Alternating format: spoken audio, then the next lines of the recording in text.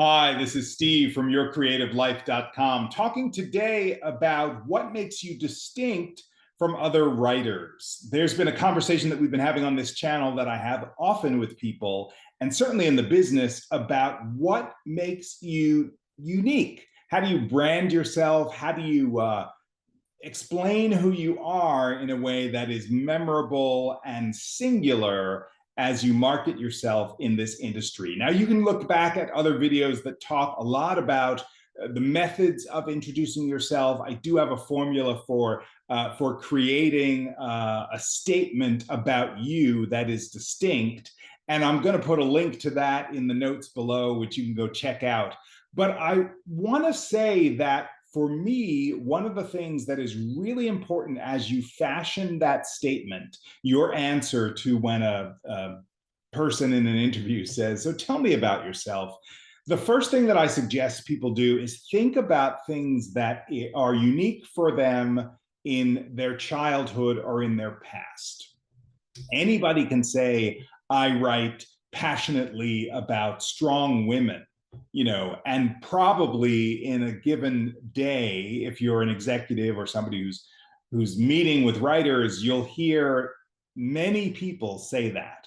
But will you hear many people say something else, something more distinct or personable? So really what I'm talking about is, if there is a moment in your life that both galvanized you and your work and your writing, but is particularly unique to you. Let's say you're from a family of mountain climbers.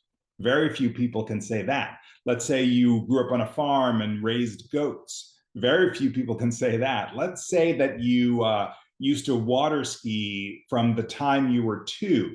Very few people can say that. Or if you say that you climbed Mount Everest, or you were the first person in your family to go to college, or anything that makes you distinct and memorable, is a really great way to hone and specify your brand. And the trick, of course, is to take that unique singular thing and tie it to how that affects your writing today. So that's a little bit of work that you have to do, that you have to figure out in order to fashion the story. But again, my judge for these things is when I hear people introduce themselves, if I'm there for a seminar or a workshop or a class, and people introduce themselves in a way that is generic, I love dark characters and mystery, I always think, ask yourself how many other people can say that. And if there's anything at all that you can say that's absolutely only one of a kind you should lean in that way. Now, I did mention in the list of things I was talking about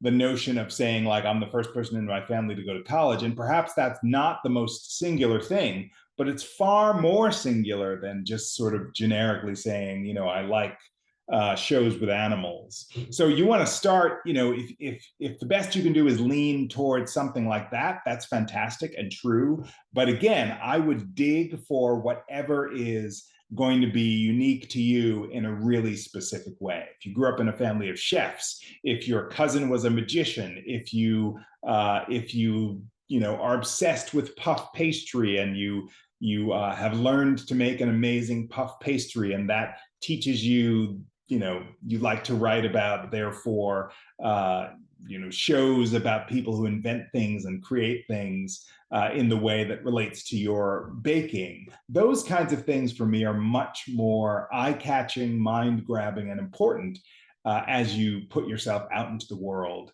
to market yourself as a writer for TV and film. So that's the deal. Look for those things that are singular for you. Find a way to tie that to a story of what you make today, and allow that to let you be memorable in the minds of showrunners, executives, and all the people you meet with from now on. If you dug this video, give it a thumbs up. Definitely subscribe to this channel, because I put brand new videos up here every single week. And go check out yourcreativelife.com, where you can find out how I can help you in your writing life as a coach. And also listen to the Secret Writer podcast, which is on all podcasting platforms, and is a really fantastic listen that's all about the inner life of writers. Oh, and I have a newsletter, so subscribe there. You can find out more about that on yourcreativelife.com. Thanks for watching. I'll see you next time.